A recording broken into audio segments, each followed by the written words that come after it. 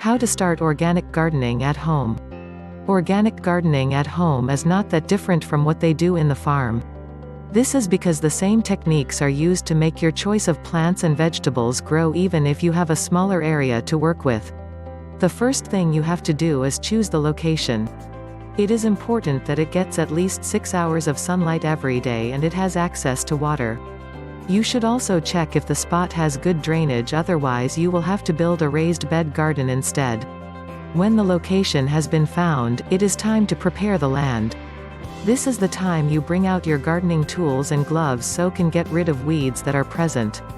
All debris must also be removed, so do this for a few days to make sure the area is secure. The moment of truth will come when you test the soil. For that, you will need some compost from the store and then mix it with the soil. If it is able to integrate and stabilize itself, then you can begin planting your crops in the next 2 to 4 weeks. During such time, you can already add fertilizers into the soil to make sure that the nutrients hold. The fun part is when you put in the seeds. Don't forget to start your own compost pile at the same time by using coffee grounds, dead leaves, grass clippings, manure and vegetable or food waste that become organic fertilizer for your crops. By doing so, you will no longer need to buy these from the gardening store.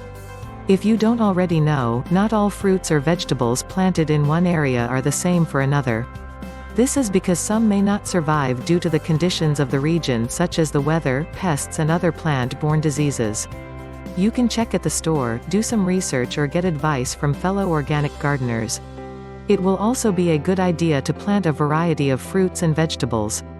Some protect the rest from pests while others can only be grown during a certain season. In short, you get to practice crop rotation so you do not use up all the nutrients in the soil. Aside from plants, the use of birds, insects and toads can also help protect your garden. Although you already removed the weeds before you planted, you still have to check for them again because they do some back. You will have to inspect the area and then pull them out, which is one of the responsibilities of owning a garden. Since larger animals, not only insects, could do damage to your organic garden, you should also protect it by putting up some fences.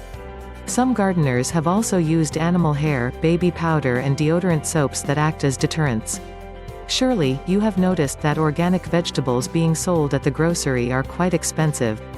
They cost a few dollars more than the regular kind, so instead of putting this on your list, why not cross it out and simply get this from your backyard?